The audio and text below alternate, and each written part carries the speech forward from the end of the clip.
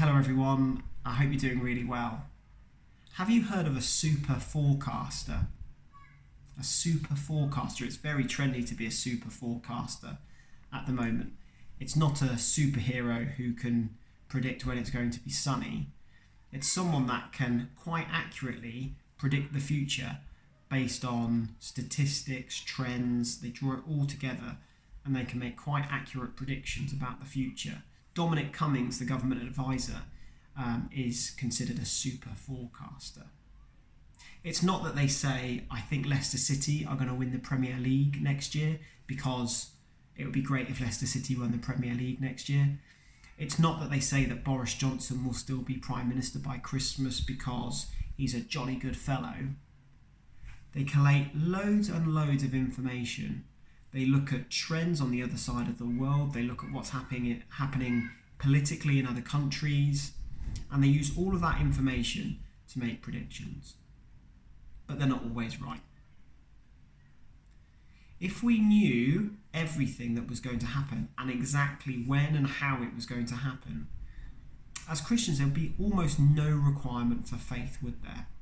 We wouldn't have to trust in the plans that God has for us.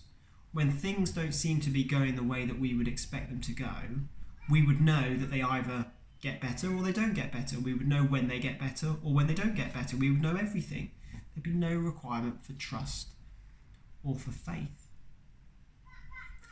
A lot of you will know that the Griffiths family are moving to Oxford next month as I start training to go into ordained ministry.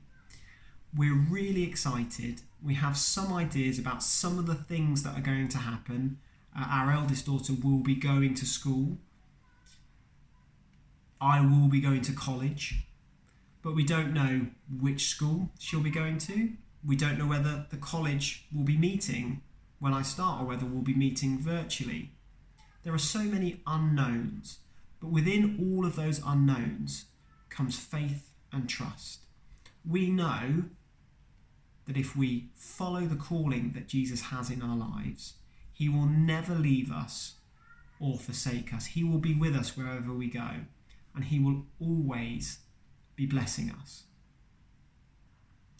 I wonder where you're at the moment. Are you allowing Jesus to lead the way? Are you allowing Jesus control over your life and following him? It's something that historically I have really struggled with. I am a real control freak when it comes to the steering wheel. But where are you at? Are you allowing Jesus to steer the car, or are you gripping onto the steering wheel with white knuckles? Could I encourage you to think about those areas of your life that you are trying to keep control of, and to see whether you could cede control to Jesus, trusting that he knows the way, the plans and the purposes. And if you haven't given your life to Jesus yet, can I encourage you to? Can I tell you that if you feel like you are wildly out of control, we all do. But we know as Christians that Jesus knows the way. And that if we give him control over our lives, he will bless us. And that his plans and purposes for us will be good. So if you haven't given your life to Jesus yet, because you fear for the unknown, because you don't know what will happen if you do give your life to Jesus, I would say to you, you don't know what's going to happen if you don't give your life to Jesus. But what I can guarantee you is that if you do give your life to Jesus, he will take the steering wheel and his plans and purposes will prosper you and not harm you. God bless.